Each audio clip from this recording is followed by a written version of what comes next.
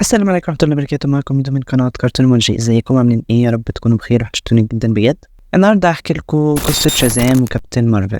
شازام كان في البداية كان اسمه كابتن مارفل، وكابتن مارفل اللي كان في عالم مارفل. هحكي لكم كل حاجة ابتدت من البداية خالص. وطبعا ما تنساش قبل ما نبدأ تعمل لايك وتشترك في القناة وتفعل جرس التنبيهات تخلي الكل وتابعوا الفيديو.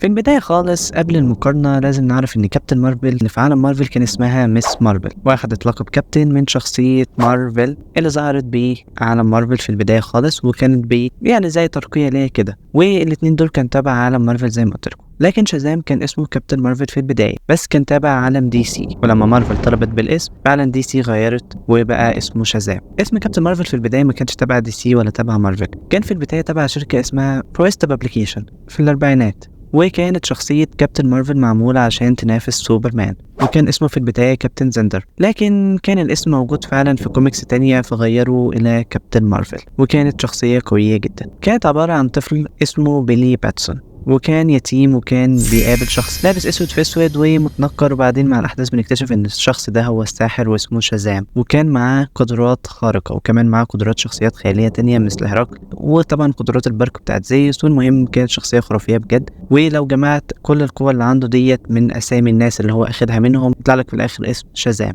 طيب كل ده كان في عالم دي سي. ايوه، ما انا هشرح لكم دلوقتي نفس القصة ليه. نكمل. المهم كان كل ما بينطق الكلمة ديت اللي هي كلمة شازام، الساحر بيقدر ياخد كل القوة ديت ويتكون فيه ويتحول للبطل الخارق اللي اسمه كابتن مارفل، ويقدر ساعتها ان هو يحارب الاشرار. وفضل على كده لمدة 3000 سنة. فطبعا الساحر كبر وبقى عنده اكثر من 3000 سنة، فقال لبيلي انه لازم يورث القوة بتاعته عشان هو تعب، وقال له ان مراقبه بقاله فترة وانك مناسب جدا عشان تاخد القوة دي، ولازم تتحول للبطل الخارق اللي اسمه كابتن مارفل. وعشان تتحول ليه لازم تنطق كلمة شازام. طبعا بيلي زي اي طفل وقتها قال الكلمة وتحول لكابتن مارفل، وده بقى بطل خارق عنده كل حاجة: السرعة والقوة والذكاء والتحكم في البرق وكل القدرات ديت. وكده بيلي بقى كل ما يقول كلمة شازام يتحول لكابتن مارفل، وطبعا بيكون طيب. وطبعا زي ما انتم عارفين ان هو كان بيحارب الاشرار، ونجحت جدا الشخصية ديت واخدت شهرة جامدة جدا لدرجة ان في ناس كتير كانت بتقارنها بشخصية سوبرمان. وحصل ان كان في تشابه كبير ما بين كابتن مارفل وسوبرمان في الشكل والقوة، وانهم كمان بيشتغلوا في نفس الحاجة من غير القوة الخارقة. يعني بيلي كان بيشتغل في الراديو صحفي، وكلارك كينت اللي هو سوبرمان كان بيشتغل برضه صحفي.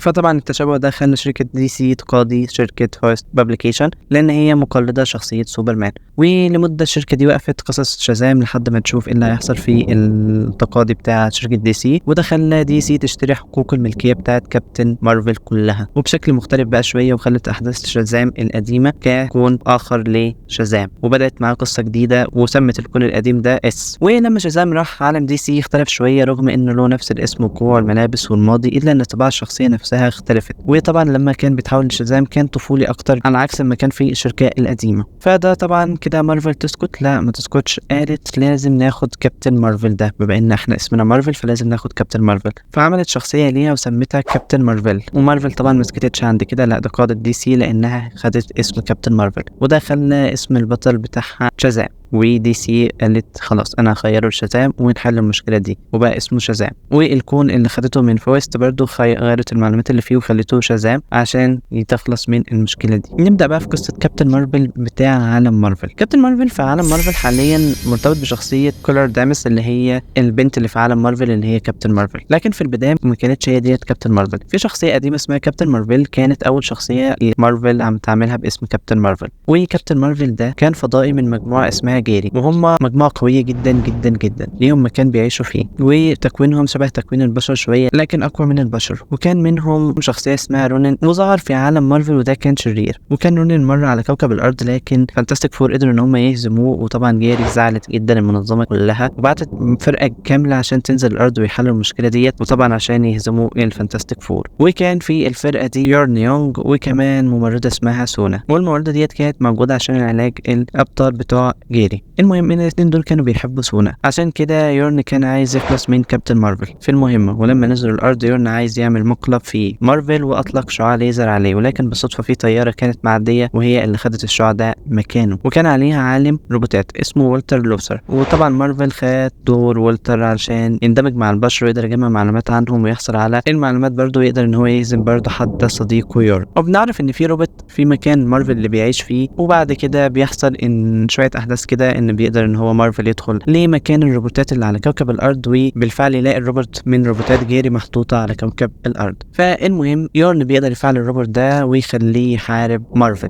فطبعا مارفل كان عايز ينقذ سولي من الروبوت، وكان طبعا قاعد يحاربه لفتره طويله، ولبس البدله بتاعته اللي كانت متخصصه لجيري. فالناس افتكرته على كوكب الارض ان هو بطل خارق وسموه كابتن مارفل، وفضلوا ينادوا له يا كابتن مارفل علشان ينقذهم من الروبوت. وفعلا قدر ان هو ينقذهم من الروبوت. وبعدين بتمر الايام وبيحصل ان كابتن مارفل بيحب البشر ويرفض اوامر جيري ان هو يهزم البشر، وكانوا عايزين يخلصوا من كابتن مارفل اللي على الارض، ويورن هو اللي بيتولى المهمه دي. وبعدين كابتن مارفل عاش على الارض كتير وبقى بطل خارق هناك. كابتن مارفل حب اللي هي كولر دامس اللي هي دلوقتي كابتن مارفل الجديده، ويورن في مره اخدها وحصل معركه ما بين كابتن مارفل ويورن، وبالصدفه الجهاز اللي كان مع يورن بيشتغل وبيضرب زي شعاع في المكان ده، بيأثر على يورن وبيخليه يتهزم. وكابتن مارفل الجديده اللي هي كارول بتنجو من الجهاز، ولكن بيأثر عليها وبيحولها لمس مارفل لان قوتها بقت زي كابتن مارفل وبقت بطله خارقه. وفي مواجهات كانت كابتن مارفل مع شرير اسمه روبرت ساندر وملقب بدكتور نيترو، وتعرض لغاز سام وفضل مريض لحد ما انتهى.